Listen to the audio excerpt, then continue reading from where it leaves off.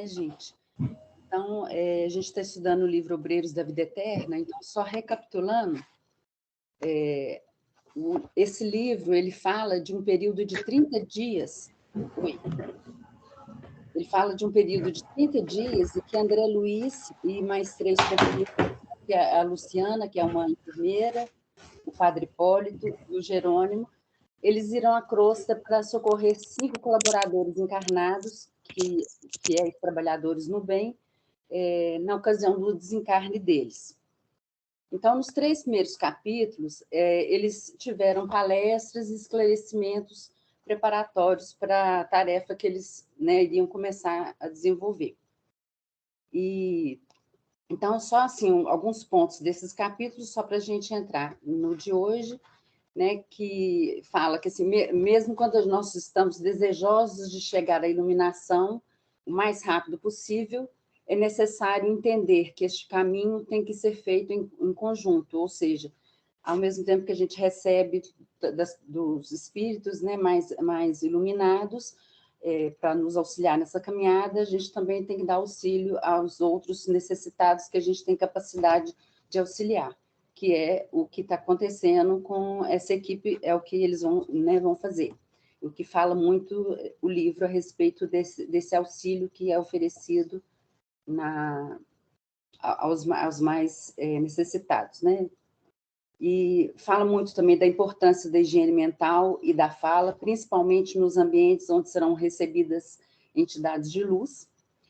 Falou também sobre o desequilíbrio mental, que eu acho que é uma preparação que deve ter sido bastante importante para eles na tarefa que eles iriam desenvolver, porque eles iriam para um local onde a energia era bastante densa, com bastante espíritos sofredores, né? E, por que não dizer, desequilibrados, muitos desequilibrados mentalmente, né? E também falou, né, nesses capítulos que passaram, do valor que a gente tem que dar ao tempo, né? E a gente deve ser assertivo, né, em tudo que a gente for fazer e dar o devido valor ao tempo, ou seja, não desperdiçar o nosso tempo aqui com coisas desnecessárias, falas desnecessárias, atitudes desnecessárias. E no último capítulo, né, que o Mauro fez o estudo para a gente, né, o Asclépios, eu adorei o Asclépios, ele é bem objetivo, né? Fala só aquilo que é necessário, então ele dá 3 respostas bíblicas, né, a questionamentos que foram feitos, além de todos os ensinamentos, e ele fala também palavras de estímulo ao trabalho de auxílio no bem. Então, eu acho que essa preparação que eles fizeram foi bastante importante para o trabalho que eles iriam começar a desenvolver a partir dali. E o capítulo 4, que a gente vai estudar hoje, que chama A Casa Transitória. Então, esse capítulo vai falar da chegada dessa equipe, né, desses 4 elementos da equipe, à casa transitória. O que é a casa transitória? É uma grande instituição piedosa no campo dos sofrimentos mais duros, em que se reúnem almas recém-desencarnadas, e essa casa ela fica nas cercanias da crosta terrestre. Então, André Luiz fala no caminho que eles estavam, né, estavam caminhando normal, e quando chegou próximo a essa casa, eles começaram a sentir muitas dificuldades por causa da energia densa daquele lugar. Então, ele até fala que eles tiveram que fazer um deslocamento horizontal. Eu entendi que esse deslocamento horizontal seria assim, que eles não tinham possibilidade de volitar naquele ambiente ali, né, face à densidade daquele ambiente, e ele fala também que era um lugar de muita tristeza. E nessa casa, na casa transitória, eu estou seguindo a ordem que está o livro, tá? Então, às vezes, eles dão uma parada no assunto, começam com outro. Então, ele fala que nessa casa, a equipe auxiliaria, essa equipe, né, que o André Luiz estava fazendo parte, eles auxiliariam no que fosse necessário aquela casa, né, o que eles precisariam, e eles iriam asilar os irmãos, os 5 irmãos que eles iriam socorrer. eles iriam socorrer após o desencarne e levar para a casa transitória, que era o ambiente adequado para aquele início, né, dessa jornada pós-desencarne desses espíritos.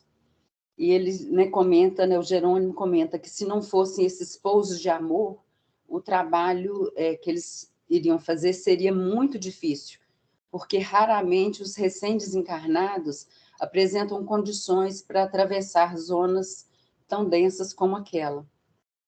E como quase todos os espíritos permanecem meio tontos nos primeiros dias de desencarne, se eles não tiverem o auxílio de socorristas, né, como essa equipe do André Luiz, esses espíritos poderiam cair nas mãos de entidades perversas e serem desviados do bom caminho para a restauração gradual das forças interiores. Então, como é importante esse trabalho, né, que eles estavam se propondo a fazer a partir daquele momento, no resgate e auxílio dessas cinco pessoas que iriam desencarnar, né? Geraldo. Oi, amor. Nesse ponto aí, a gente retorna na sexta-feira no estudo que a gente estava fazendo lá, né, sobre o uso de determinados espíritos para verdadeiras usinas de produção de energia animal para manter os líderes da sombra. Então, uma dos pontos aí que a gente citou na sexta-feira, você está relembrando aí através desse capítulo. Sim, justamente isso. E lá, era um casarão que ele se situava na sombra, né? André Luiz estranhou muito, né? Que não tinha vegetação, e era envolto mais baixo, como dizer, sem nenhuma preocupação com a estética, com nada, e era envolto por um nevoeiro. Né? Esse casarão estava imerso num nevoeiro. E não só, né, essa equipe do Jerônimo, com André Luiz, Luciana e o Padre Hipólito, mas muitas outras equipes de socorro também se utilizam desse lugar para realizar os seus trabalhos. E é uma casa que é uma transição também, às vezes, para entre esses pontos, né? E também, às vezes, até para poder ir em locais mais iluminados, essa casa pode ser usada como um ponto de transição. E ela era protegida por barreiras magnéticas e necessitava de muitos trabalhadores lá nessa casa para lidar com as entidades que ali eram internadas, né? E também com aquelas outras entidades que atacavam o lugar, que a gente vai ver que vai acontecer um ataque, né, ao longo desse capítulo, que vai falar de um ataque. E essa casa ela era administrada pela irmã Zenóbia, né, eles até falam, o André Luiz fala assim, que pelos olhos dela, o brilho do olhar dela, sem ela falar nada, já dava para ver assim, o grau, né, de bondade, de um espírito superior que era a irmã Zenóbia, capaz dessa caridade e de todo esse amor para executar esse trabalho. Só pelo olhar ele já adivinhava o quanto era dinâmico e maravilhoso o trabalho que ela fazia ali naquela casa. E a irmã Zenóbia também, ela era aquela história do tempo, né, que a gente não deve perder tempo, ela também bastante objetiva, né, ela foi lá recebê-los e já de cara, sem maiores delongas, nem introduções, já foi direto no assunto, do motivo deles irem para lá e tal. E ela aproveitou, e assim, ao longo do tempo que ela esteve com eles ali, durante esse capítulo, ela deu vários esclarecimentos sobre o trabalho que era feito ali, mas tudo isso, em hora nenhuma, ela parou de atender a várias demandas internas. Então, ela, ao mesmo tempo que ela estava ali, dava um tempinho, ela falava alguma coisa, ensinava, mostrava alguma coisa, mas o tempo inteiro ela trabalhando e cuidando das demandas ali da casa. E o Jerônimo, ele ofereceu ajuda. O Jerônimo, ele ofereceu ajuda da equipe, né, dele para Zenóbia, e ela aceitou e mencionou que, assim, não só precisaria deles para auxiliar vários espíritos, né, que, em zonas escuras e onde estava prevalecendo o mal, mas também que ela tinha necessidade de socorrer um ente querido dela, que ela só estava fazendo isso, né, socorrer esse ente querido, porque ela teve permissão dos superiores. E até naquele momento, ela e a equipe dela lá, eles tinham conseguido localizar essa entidade e tirar ele daquele lugar remoto onde ele se encontrava. Mas eles não puderam levar essa entidade sofredora para dentro da casa. Ele não oferecia condições de ser asilado na casa transitória lá. Então, eles tiveram que deixá-lo nas cercanias ali da casa. E agora ela precisava desse auxílio para promover ajudar uma reencarnação expiatória breve. A reencarnação seria breve para essa entidade. Então, é para isso que ela precisava especificamente do auxílio deles. E o Jerônimo, então, falou da enfermeira Luciana, que talvez ela poderia ajudar, né, nessa história, porque ela possuía adiantada faculdade mediúnica de clarividência. Então, seria muito útil nesse caso em particular. Então, eu vou ler só um pedacinho aqui.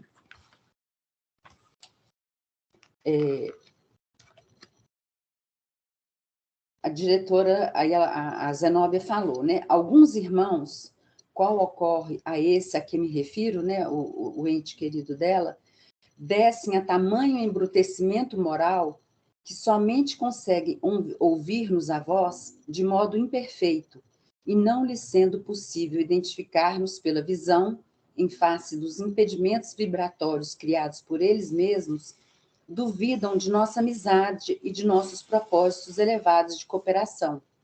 No fato presente, o concurso da Luciana, então, ele vai ser precioso, porque ela não conseguiria abordá-lo e oferecer esse socorro sem esse auxílio.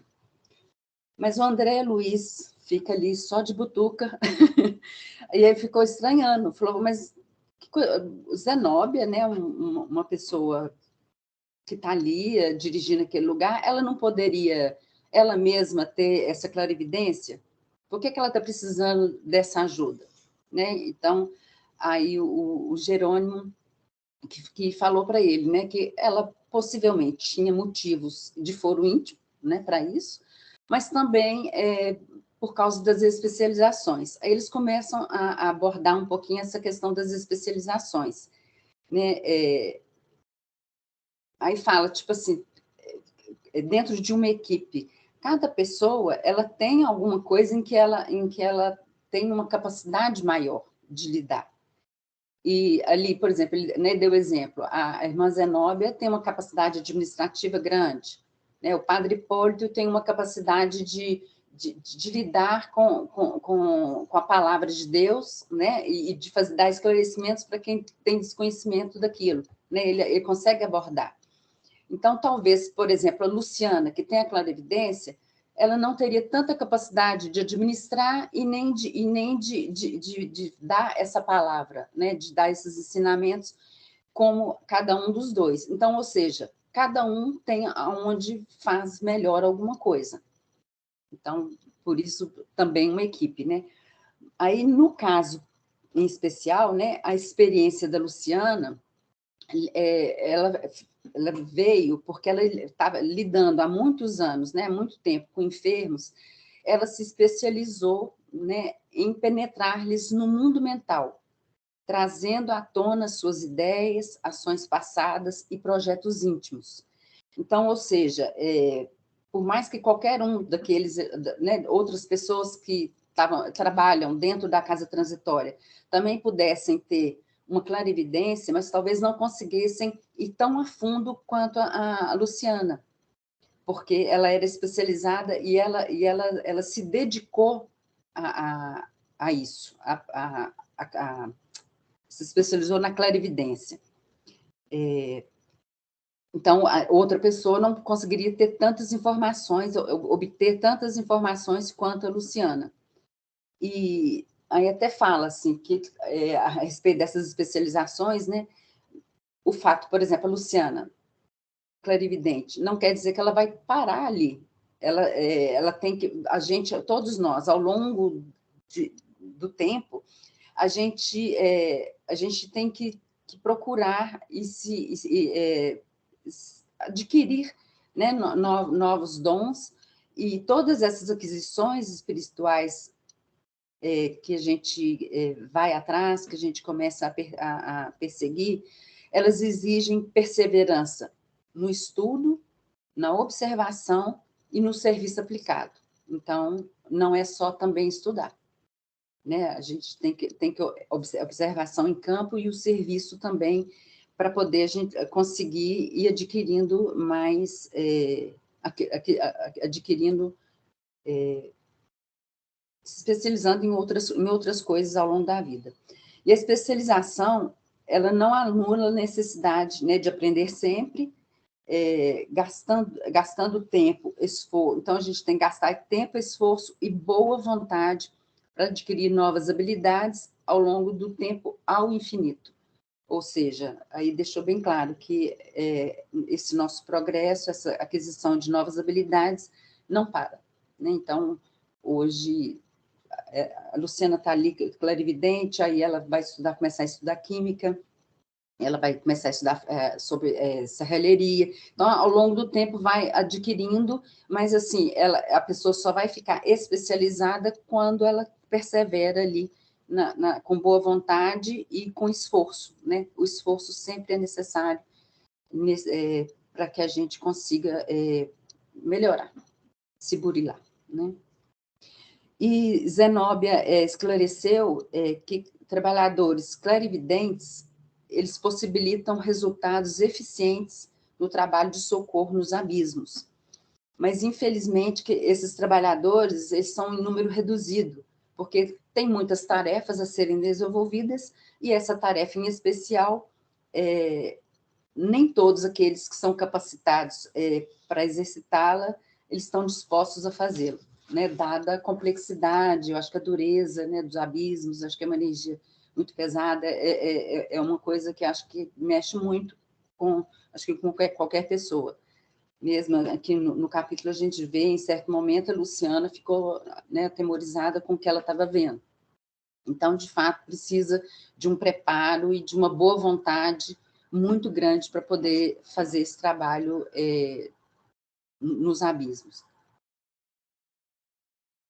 E a Luciana, ela se prontificou, né, a colaborar nesse trabalho e contou que ela desenvolveu essa habilidade da clarividência quando ela quis auxiliar o seu pai, que tinha desencarnado desencarnou numa guerra civil, e ele permaneceu nas esferas inferiores, alucinado pelas paixões políticas.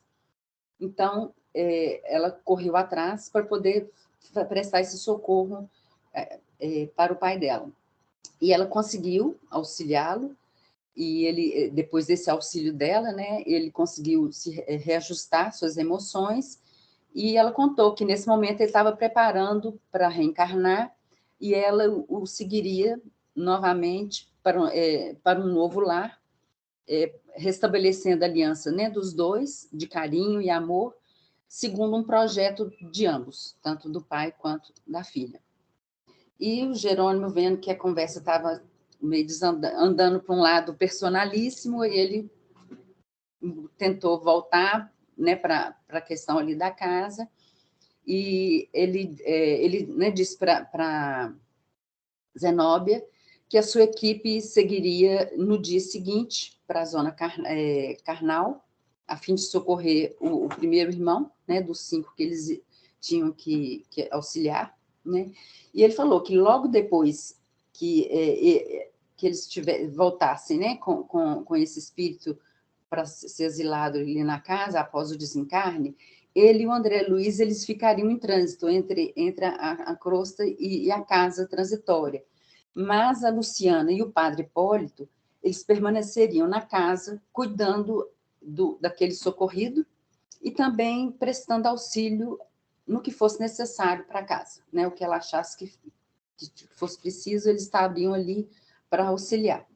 Né? Então, como é bacana, né, essa troca, porque, né, eles chegam, a casa oferece aquele asilo e todas as condições, né, para poder eles executarem o trabalho, e eles, assim, logo de cara, já chegam oferecendo também o serviço deles, né? Então, sempre momento da gente estender as mãos, né? Sempre é momento do auxílio. E começam a ocorrer situações ali, né, Zenob ainda estava com a equipe ali, do André Luiz, e ela precisou tomar várias decisões imediatas ali. Cada hora chegava um trabalhador com uma demanda, e ela sempre estava resolvendo as coisas ali naquele momento. Como eu falei, ela estava ali com eles, auxiliando, dando, né, contando coisas, passando informações, mas o tempo inteiro trabalhando. Então, como um funcionário chegou e avisou que entidades cruéis se aproximavam da casa. Então, a Zenóbia,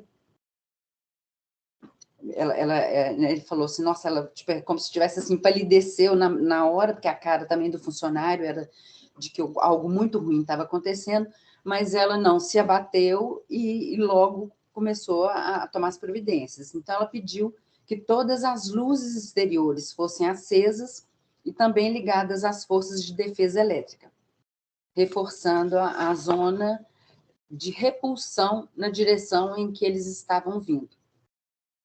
Então, a gente vai ver que a casa possuía várias possibilidades, né, de proteção.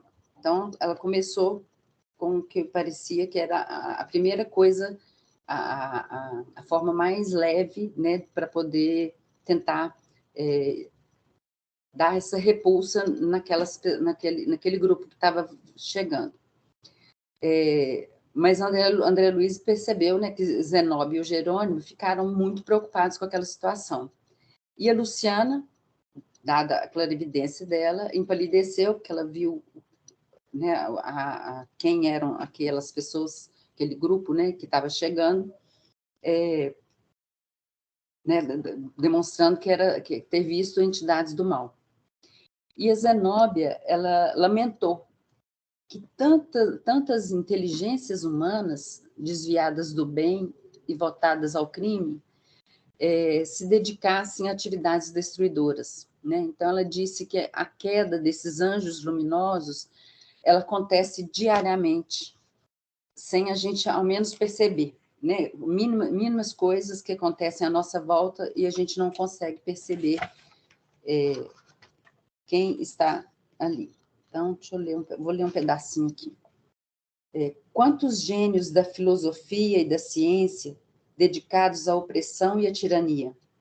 Quantas almas de profundo valor intelectual se precipitam no despenhadeiro de forças cegas e fatais, lançados ao precipício pelo desvio voluntário, né? Deixou bem claro aqui. Esses infelizes raramente se penitenciam e tentam recuo benéfico, ou seja, são persistentes ali no mal e acho que conseguem ver o que está acontecendo, o que eles estão fazendo, mas eles são persistentes, né? Na maioria das vezes, dentro da terrível insatisfação do egoísmo e da vaidade, insurgem-se contra o próprio Criador, aviltando-se na guerra prolongada às suas divinas obras. Agrupam-se em sombrias e devastadoras legiões, operando movimentos perturbadores que desafiam a mais astuta imaginação humana e confirmam as velhas descrições mitológicas do inferno. Então, a gente já ouviu muito falar, né, dessas criaturas, né, normalmente figuras animalescas. Sim. Geraldo, 2 pontos aí que nós não podemos esquecer. Primeiro, que ela determinou que fosse acesa os holofotes, né? E a energia elétrica de proteção que eles usavam na casa transitória. E aí vem a pergunta: como eles estavam nas imediações da Terra, de onde vinha essa energia elétrica que movimentava os motores que mantinham a casa transitória com suas defesas? Tá? A gente tem que questionar isso. De onde vinha essa energia elétrica? Porque eles não pagam conta da CEMIG nem lá de São Paulo, né? Nem do Rio. Então, de onde vem essa pergunta? Segundo, ele fala um detalhe muito interessante, que os gênios, o que ela fala aí dos demônios, são grandes intelectuais, cientistas que passaram pela Terra, tá certo? E que se perderam no orgulho, na vaidade e tal, e que, inclusive, ressurgem enquanto Criador. Então, são essas 2 perguntas que nós, estudiosos, não podemos deixar passar, tá bom? Tá, então, já que a pergunta foi feita, vamos responder, né? Sim. De onde vem? De onde vem a energia? Eu imagino que, assim, eu não sei te responder com assertividade, mas eu imagino que, assim aqui, onde a gente vive, na Terra material, a gente consegue obter energia através da própria matéria. Eu acho que lá no campo onde eles estavam também tem como fazer a produção da energia através da matéria um pouquinho mais utilizada do que a nossa aqui. Agora, qual é a forma, se é através do vento, se é através da água, ou através de outras, né, de outras fontes, como vem, por exemplo, de gasolina, etc., não saberia falar. Ou se vem de alguma planta, como a cana-de-açúcar, né, que faz o álcool, que também ajuda a produzir, eu não saberia dizer. Eu só estou colocando isso porque a gente, infelizmente, nós ainda estamos numa situação assim de achar muito que no mundo espiritual as coisas funcionam de uma maneira assim, como a maioria dos religiosos veem, como se as coisas fossem um milagre. Mágicas. Tá certo? Então, olha que interessante. A casa transitória tinha motores. E com um detalhe, são motores de uma força inimaginável para nós aqui. Porque esses motores, inclusive, além de manter toda a casa acesa durante todo o dia, ela também gerava energia para proteção e ainda mais, para que a casa pudesse movimentar. Por isso que ela é chamada de casa transitória. O eletromagnetismo está presente em toda a criação. Nós vivemos no meio do eletromagnetismo.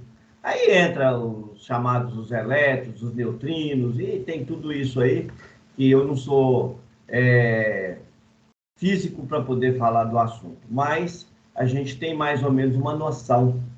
Só que eles têm esses captadores, eles buscam do cosmos, né, vamos assim dizer, eles buscam essa energia e conseguem manter elas em bateria, coisa que nós aqui na Terra ainda não conseguimos realizar, e que eles já fazem. Inclusive nos aparelhos que normalmente o mundo espiritual usa para poder transitar, você citou aí no início, quando ele vai chegando próximo à casa transitória, que eles fizeram uma opção de vir caminhando, porque até um determinado ponto eles foram levados em aparelhos. Depois eles não tinham mais como esses aparelhos adentrarem em razão da densidade energética do ambiente. E esses aparelhos também são captadores de energia do próprio ambiente, desse eletromagnetismo. Tá bom? Sim. Ô Vicente. Oi. Deixa eu só fazer uma pergunta aqui. Aí tem um trecho lá que fala assim, que a tragédia bíblica da queda dos anjos luminosos. Eu entendi esse trecho, né, que fala, no Espiritismo fala que a gente, o espírito, não retrograda, né? Não. Então, essa queda dos anjos luminosos? É porque, na realidade, o anjos, ele retrata aí, eles retratam de anjos aí. Eu não sei se vocês já falaram ouviram falar de Lúcifer. Lúcifer foi um espírito de uma capacidade muito grande. E não era só um espírito, era grupo de espíritos, mas de uma genialidade muito grande. Então, quando uma determinada pessoa ele atinge uma capacidade intelectual, ele às vezes, assim, excessiva, sem uma base para ele poder lidar com isso. Então, o que acaba acontecendo? Igual ele fala aí, ele pode ressurgir, né, contra o próprio Criador, porque aí ele cria as suas próprias ideias. Então, igual, por exemplo, nós aprendemos em determinados cultos religiosos que existe céu e inferno. Tá. Existe mentira em existir céu e inferno? Não. O céu existe, o inferno existe. E o purgatório existe também, mas não da maneira em que eles ensinaram. Esse é que é o detalhe. Ele existe de uma maneira completamente diferente. Então, por exemplo, da forma que se colocou, ficou parecendo o quê? Que Deus é um homem, é um juiz implacável, talvez pior do que o Alexandre de Moraes, né? Muito pior, ou pior do que outros ministros que nós temos aqui, que são verdadeiros reis, e que se colocam nessa posição e que esquecem que são, que na posição em que eles se encontram, eles têm, como que eu vou dizer, o sacerdócio da missão, porque tem funções, aqui a gente já falou muito isso, a medicina, na justiça, em determinados setores da vida humana, esses espíritos têm proteções especiais e eles vão responder por isso. Aí o que acontece? Eles desencarnam. Quando eles desencarnam e chegam no mundo espiritual, eles vão achar que eles estão sendo injustos. Porque eles cumpriram a lei na visão deles. Então, eles se acham injustiçados. Inclusive, isso vai acontecer com o padre, porque ele estava em nome de Deus, né? O padre que é citado aí, que ele vai ser resgatado, e que a Luciana vai ajudar, o companheiro 19. Ah, não, companheiro. Isso é lá para frente. Mas o que acontece? Simplesmente a pessoa se acha, ele estava numa posição aqui e ele imaginava que ele era especial para Deus, que Deus dependia muito dele. E aí ele revolta. Então isso é chamado de anjos caídos. Por quê? Porque são espíritos que atingiram um grau de intelectualidade, de capacidade muito além do natural, do normal, mas que usaram mal dessa conquista que eles fizeram. Uma coisa interessante que a gente vê, que é falado, que é comentado aqui sobre esses espíritos que estão tentando contra aquela casa, então ela deixa muito claro assim, que espíritos intelectualizados e cientistas, ou seja, não são espíritos... existem muitos espíritos que fazem o mal, mas eles são aqueles espíritos que não são a cabeça, né, da história. Eles são simplesmente levados, né, são conduzidos por digamos, a cabeça pensante. Mas ela, né, igual ela fala, esse grupo que estava ali naquele momento é um grupo formado por pessoas, por espíritos já de maior intelectualidade. Então, A turba, né, Geraldo? A turba que não é. A turba é aquele conjunto de pessoas que estão ali, mas a grande maioria da liderança, que ali você tem uma turba imensa. Tem os que estão indo na onda, mas tem quem está promovendo a história, o autor intelectual, né, da obra, né, os autores intelectuais, os autores daquilo ali são essas pessoas mais intelectualizadas. E aí Zenobia esclarece, então, que chegará o dia da transformação desses gênios perversos, porque todo mal ele é transitório e toda expressão de ignorância ela é fictícia, somente a sabedoria é eterna. E ela fala assim, alguns séculos, a Zenobia continua esclarecendo para eles, alguns séculos que ela falou, de reencarnações terrestres constituem tempo escasso para reeducar inteligências pervertidas no crime. É por isso que os trabalhos retificadores continuam vivos, além da morte do corpo físico, obrigando os servos da verdade e do bem a suportar os irmãos menos felizes até que se arrependam e se convertam. Né? E isso está falando e vem de encontro ao que eu estava rememorando dos outros capítulos, né? Que não tem como a gente ascender deixando para trás toda essa turma que ainda está precisando do auxílio de pessoas que estão tentando trabalhar no bem, estão tentando ir pelo caminho do bem. Então, elas precisam se manter aqui para poder também ajudar no resgate desses outros espíritos persistentes no mal. Geraldo. Oi. Posso fazer uma outra pergunta a respeito desse assunto. E talvez até o Vicente nos ajude a responder também. Nesse caso, por exemplo, igual a gente agora, nós estamos passando uma fase que estamos chegando da transição planetária, né? E esses espíritos aí que são, vamos chamar assim, entre aspas, gênios, né? Que estão ainda focados no mal, ainda pode precisar ainda de muitos séculos ainda para se reabilitar. Aí, no caso, o planeta Terra chegando nessa fase passando para um mundo de regeneração, e se esses espíritos forem exilados, aí, no caso, esses espíritos bons, tipo a Dona Eusébia aí, eles acompanhariam esses espíritos em uma tarefa de amor, por exemplo, no outro planeta, será? Para resgatar ou não? Deixaria essa carne de outros espíritos para acompanhá-los? Como é que seria isso? Só uma dúvida que me surgiu aqui. Uma boa pergunta. Por tudo que eu conheço, eu entendo que pode ter as duas possibilidades. Tanto ter pessoas alguns espíritos que vão para o resgate em outros planetas, como também naquele próprio planeta ter as pessoas que vão ser responsáveis por auxiliar esses decaídos, né?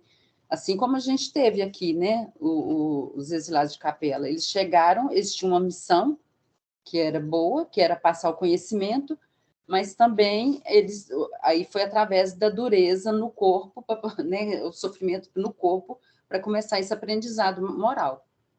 Você tem alguma coisa para falar, Vicente? O degredo ele tem uma função, ela não é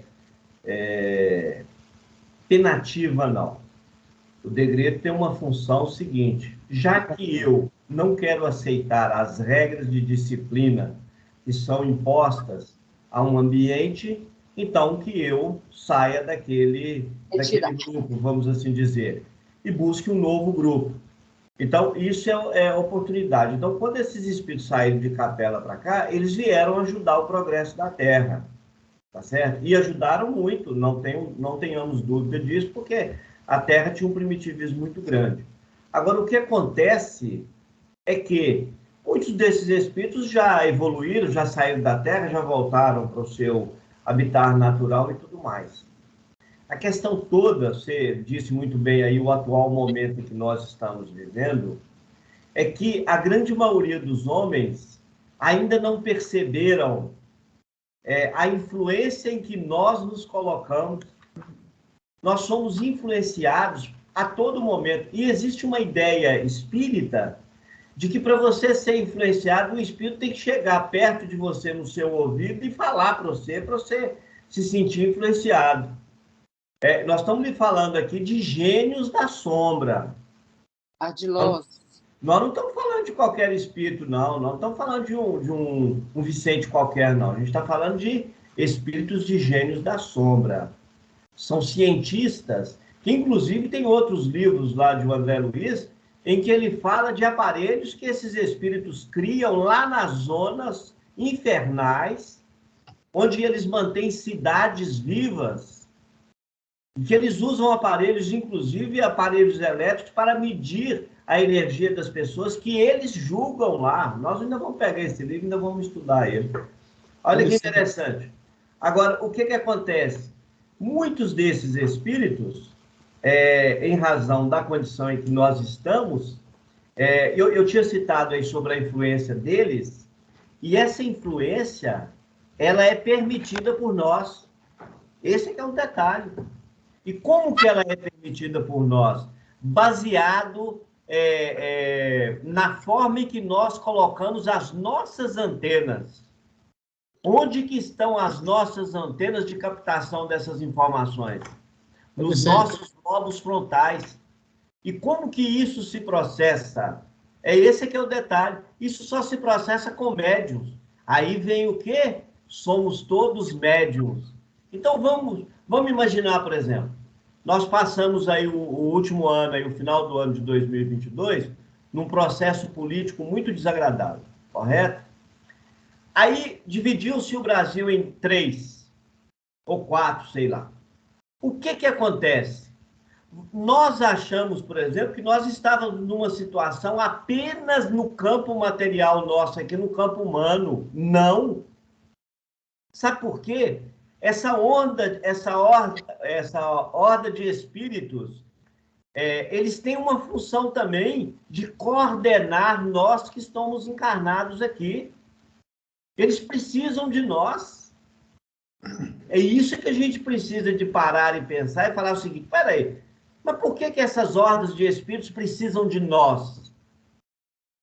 Lembram da usina que eu falei lá na sexta-feira? Captação energética. Ô, Vicente. Então, só um minutinho, só para me completar.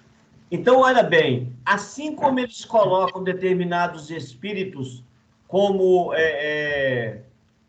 verdadeiras usinas produtivas para eles, e isso é um meio de escravização, ela não começou, não foi lá, não, ela começou aqui na Terra. Esses espíritos que viveram aqui e estão nessa situação lá, eles estavam energeticamente ligados a esses gênios do mal, que, por sua vez, tinha outros companheiros que os acompanhavam aqui na Terra durante a encarnação nossa aqui, durante todo o processo de vida nossa. É isso que o Ezequiel tem tentado colocar para nós, que tudo é mente, tudo é pensamento. O que nós pensamos, o que nós fazemos, o que nós materializamos, vem de todas as nossas criações mentais, e nós somos responsáveis por isso. Então, Deus não interfere nisso, porque isso está ligado à lei.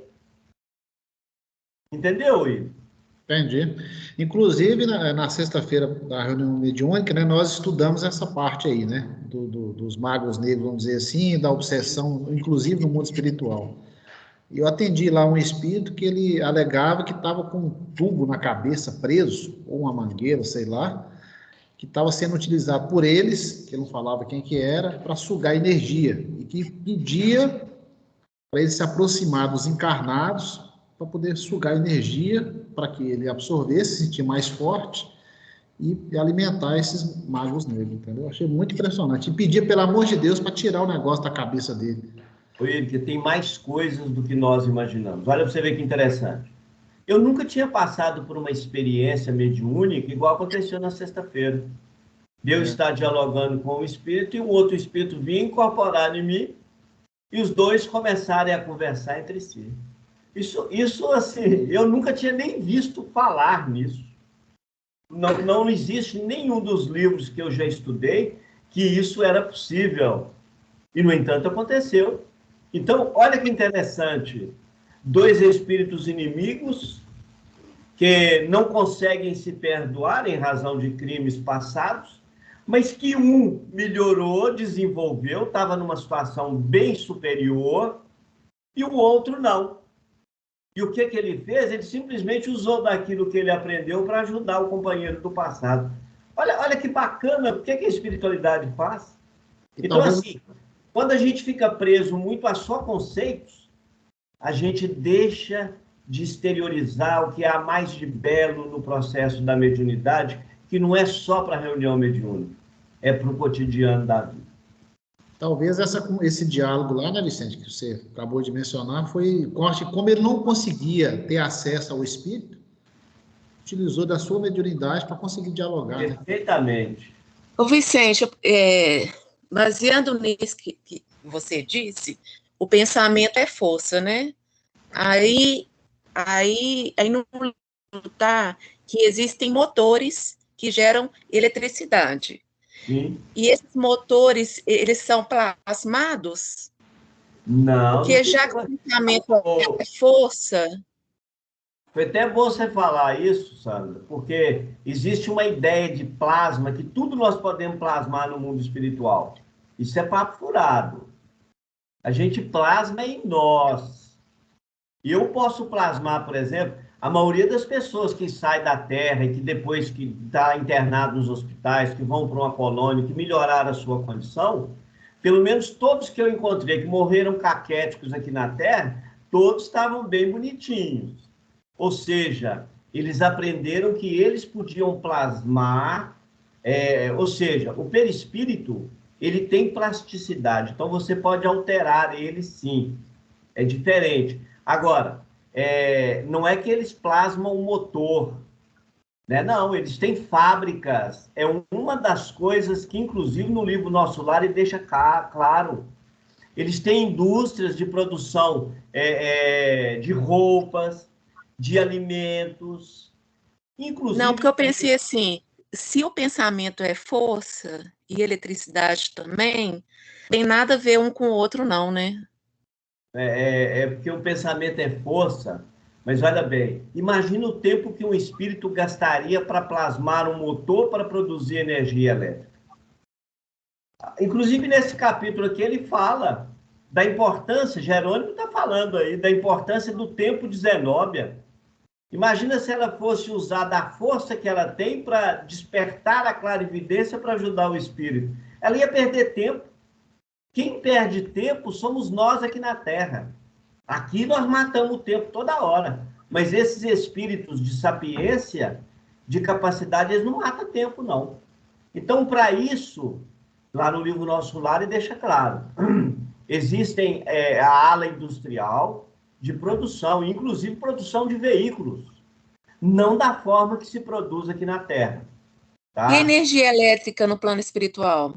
É o mesmo processo. Eles têm esses captador do eletromagnetismo, e esse eletromagnetismo vai movimentar os motores que vão produzir a energia elétrica. Então não tem nada a ver com pensamento. Não. Agora, tem um detalhe interessante na casa transitória, que isso aí vai ser lá na frente. Todas as vezes que a casa transitória precisava de movimentar, além da energia elétrica, tinha que ter a energia produzida por nós. Isso aí vai ser lá na frente, e a Geralda vai estudar isso. Porque ela só conseguia movimentar, o peso dela era tamanho que os participantes, as pessoas que ali trabalhavam, tinham que também contribuir com a sua energia, com o seu eletromagnetismo, para que a casa movimentasse. Mas é um assunto que vai lá para frente. Nem nesse capítulo, é em outro. Então, por isso. Bom, então eles começaram a ouvir ruídos similares a animais ferozes, né, lá dentro da casa. E a Luciana, ela ficou atemorizada, ela suplicou a Zenóbia que eles fizessem uma rogativa a Deus, né? E ela disse que conhecia aqueles monstros, porque eles haviam tentado arrebatar o pai dela do local para onde ele foi recolhido várias vezes. Então, ela sabia da capacidade deles e como eram, né, realmente devotados ao mal. Mas aí Zenóbia, de forma muito delicada, ela respondeu que ela já tinha feito as suas orações naquele dia, se preparando para todas as ações que iriam acontecer ali naquele dia. E que a própria expectativa, né, que as pessoas estavam ali, ela já valia como súplica ardente. E que, naquele momento, o que era necessário era tomar decisões a respeito de qualquer problema que viesse a surgir, mas de uma forma com atitude e confiança no Pai, e também confiança em nós mesmos. Então, ela delicadamente disse, né, aconteceu um problema, a gente não tem que ficar ajoelhar e rezar e pedir ao Pai para que resolva por nós, né?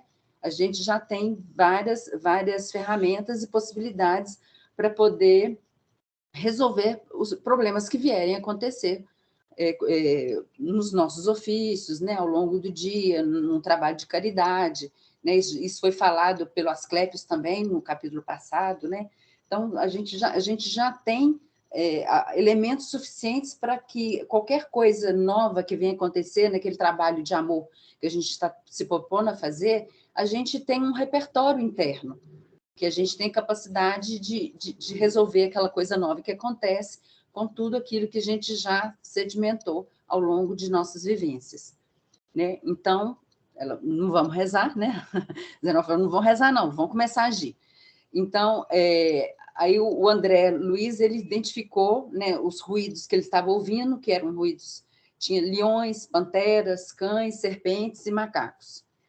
E começaram a ouvir também algumas explosões ensurdecedoras. Então, veio mais uma vez um auxiliar avisar que essas entidades elas estavam atacando com a casa com petardos magnéticos.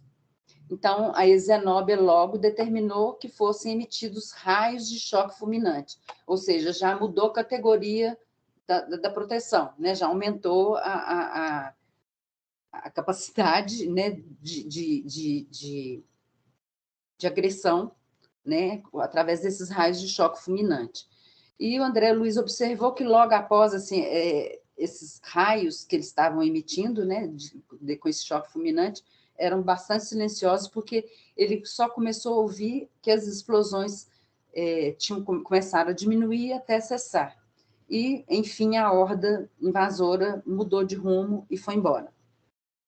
E Zenobia ficou, né, falou satisfeita, né? Então, assim, ela resolveu o problema, mas ainda assim ela estava pensando naquelas pessoas, naqueles espíritos, né? Aí ela fala: peçamos ao mestre que conceda aos infelizes o caminho adequado às suas necessidades. Então, é bem bacana, né? Nunca deixa para trás uma oportunidade de pensar no próximo e de querer o melhor, mesmo para essas criaturas horrorosas que estavam atacando e querendo o mal, né, da casa. Então, ela fala assim: enraizam-se os pobrezinhos, esses espíritos que faziam parte daquela horda, né? Eles se enraizam tão intensamente nas ideias e propósitos do mal e criam tantas máscaras animalescas para si mesmos, em virtude da revolta e da desesperação a lhes consumirem a alma, que adquirem, de fato, a semelhança de horrendos monstros entre a humanidade e a irracionalidade. Então, de fato, o que estava, né, que a Luciana estava vendo, de fato, eram esses animais que eram a transformação mental que esses espíritos fizeram com eles mesmos, né? Então, mais um problema chegou para Zenobia, né? Então, começaram a chegar, cada hora era uma demanda. 2 desequilibrados que tinham sido asilados no dia anterior lá, eles tinham rompido as celas para fugir. Então, ela, na mesma hora, falou: não, dê ordem para prendê-los, porque amanhã a turma de socorro que deixou eles aqui vai passar aqui para levá-los embora. Então, ou seja, sempre ela com uma atitude bem firme para poder, na direção e administração daquela casa, mas não deixando de ter esse amor dentro dela e lidando com amor, apesar da firmeza e da assertividade. Apesar não, com firmeza e assertividade. E mais um outro colaborador, outras demandas foram chegando, né, para Zenobia, e para todas elas, ela deliberava soluções para cada uma delas, né? Então, veio um outro servidor falando que veio uma nota do plano superior avisando que no dia seguinte os desintegradores elétricos iriam passar pelaquela região da casa, né? Tratava-se do fogo purificador. Então, ela até fala, né, que já estava esperando por aquilo mesmo, porque, dada aquela conturbação toda daquele ambiente, né, naquele dia, que já tinha dado mostras, né, e mais aqueles monstros que tentaram atacar, já sinalizavam a necessidade de limpeza urgente ali daquele local. E quando o fogo etérico passa na região para queimar os resíduos, a instituição ela tem que ser transportada para outra zona. Então, Zenóbia, ela ia ter que sair para poder arrumar uma nova localização para casa, e também ela ia pedir socorro para outras casas especializadas para ajudar nesse momento e nesse transporte e na demanda de arrumar uma nova localização. E Zenóbia fala para o Jerônimo, né, que com todos aqueles acontecimentos, e que ela via, então, a necessidade de que aquele socorro que ela tinha comentado, né, que ela precisaria do auxílio para aquele irmão sofredor, então, que ela queria fazer isso naquele dia mesmo, né, e ela estava já autorizada para fazer aquele serviço intercessório. Então, toda vez que as 2 vezes no capítulo que ela se refere a esse socorro que ela né, que estava prestando a um irmão querido, ela sempre deixa claro que, para ela prestar esse socorro, teve que ter uma autorização superior. Então,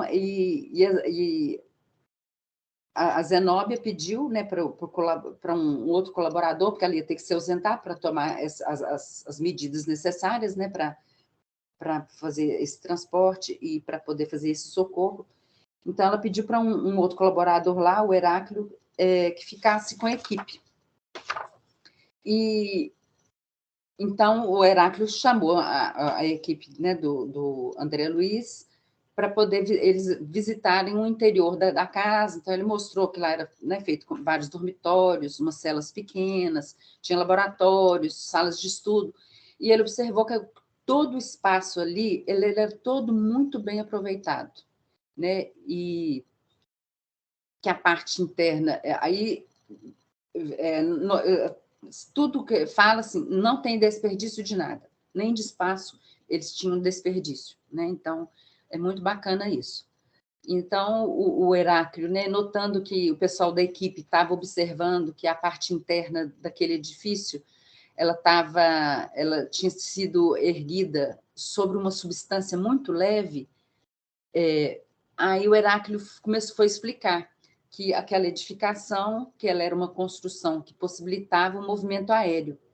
Então, que mudava poderia ser feita essa mudança sem maiores dificuldades, de uma região para outra, sempre que fosse necessário, né? Sempre que tivesse essa demanda. E, por isso, o nome de casa transitória. Então, Jerônimo foi chamado por Zenóbia, né, para ter um particular. O padre e a Luciana, eles foram para um ambiente de orações, e o André, curioso, perguntou para o Heráclio, né, se não tinha um médico ali naquela instituição para fornecer outros elementos educativos para ele dentro da área, né, dele, da área médica. E o Heráclio percebeu o que ele queria e falou, não, tem sim, e mencionou que queria apresentá-lo para o irmão Gotuso. Então, o irmão Gotuso vai ser apresentado no próximo capítulo. Então, foi isso. Esse foi o capítulo, que é a introdução da equipe do André Luiz, né, Jerônimo, Luciana e o padre Hipólito, no trabalho deles de socorro às 5 entidades que iriam se desencarnar no próximo mês. Então, foi isso. Acabou. Interessante aí, né, Geralda? Rapidinho para a gente encerrar também, como é que a tecnologia envolvida nisso aí também, né? Transportar toda uma construção dessa de um lugar para o outro, para que seja possível fazer essa depuração com esse fogo aí, né? Ela já foi construída pensando nisso, né? Que ela já foi construída, como eles falaram, né, sob a base de elementos ali leves que possibilitariam esse transporte. Sempre falaram, né? A tecnologia no mundo espiritual está muito à frente da nossa, né? Então, por isso que às vezes a gente tem dificuldade de entender o que eles fazem por lá, que é muito diferente daqui, né? Até essa captação energética que o Vicente mencionou, né? A gente às vezes fica, né, ainda mais grudado na forma nossa aqui de captação de energia, mas não esquecendo que foi falado, né, nos capítulos anteriores. E nesse capítulo ele fala que Jesus já tinha falado, tudo aquilo que você buscar você pode encontrar. Mas você pode encontrar por quê? Primeiro, tem que ter o querer, tem que ter essa vontade e tem que ter essa força, essa propulsão nossa de ir ao encontro daquilo que a gente quer. E a gente tem que trabalhar ferrenhamente para poder conseguir. É isso, gente. Maravilha. Alguém quer falar mais alguma coisa? No estudo de quarta-feira, até eu tive questionando o Ezequiel sobre isso. Tem hospitais que são transportados de acordo com a necessidade. Aí uma casa, né? E aí o Ezequiel elucidou lá no Missionários, né? Sobre um atendimento e falava sobre o hospital volante. Aí eu questionei para o Ezequiel e o Ezequiel nos esclareceu essa condição desse hospital indo aonde há maior necessidade. Então, assim, a gente tem a casa, né? A casa transitória aí, e tem hospitais, ou seja, a questão para eles não estão muito limitada a tamanho, não, né? Inclusive, na sexta-feira agora, né, Mauro, na mensagem que ele passou lá para a gente, ele falou que faz cirurgias onde for necessário, na rua, onde for. Não foi isso que ele falou? Então, imagina para fazer uma cirurgia, igual talvez em um dos estudos que a gente estava fazendo, o Vicente falou assim, né, que o ambiente tem que ser preparado. Eu acredito que essa cirurgia na rua deve ser tipo o SAMU da vida, que faz um atendimento rápido ali, né? Mas mesmo assim tem que ter todo um aparato para poder fazer esse tipo de coisa, né? Põe um exemplo, né? Um globo de proteção. Aquele socorro que é dado pelo SAMU, né? Uma hora que fecha ali, você tem condição de dar os primeiros socorros ali, né? Justamente. Mas é isso. Então, beleza, Geraldo. Aí, Vicente, o próximo capítulo... Irmão Gotuso, é o capítulo 5. Isso. Eu queria convidar a Darcy para falar, estudar ele. Beleza, Darcy. Tá bom? Próximo Darcy. Eu vou pedir a Geraldinho para fazer a oração final hoje para a gente, para encerrar. Sim. Eu já ter falado muito, mas... Por favor. Senhor Mestre Jesus, estivemos aqui reunidos em seu nome para aprender sobre o seu caminho, a sua verdade e colocar esses ensinamentos em nossas vidas. É uma grande oportunidade o encontro com todas essas pessoas aqui neste grupo e essa força que é produzida por cada um de nós aqui durante esse estudo, ela é muito importante para nos fortalecer ao longo da semana, para nos fortalecer no trabalho, nos fortalecer na esperança, nos fortalecer para que não desistamos de ser um dia o exemplo de vários outros irmãos. Porque nós estamos aqui, como foi falado, dando as mãos para quem está acima, para quem está do lado, para quem está abaixo, para dar as devidas proporções de menção. Nós estamos aqui todos como uma corrente muito grande, uma corrente espiritual, e essa força é que vai nos propulsionar para que possamos chegar um dia à angelitude. E agradecidos que estamos essa oportunidade desse estudo, pedimos a sua bênção para que cada uma das pessoas que fazem parte desse grupo, mesmo as que não estão aqui neste momento, nessa reunião, elas possam receber sua bênção, Senhor, e dar a cada um o necessário para passar mais uma semana aqui nessa vida de luta na parte material e na parte espiritual. Assim seja. Assim seja, então, gente. Boa noite para vocês. Boa noite, gente. Boa noite, obrigada, viu, Vicente? Boa noite, pessoal. Tchau, tchau. Boa noite, pessoal.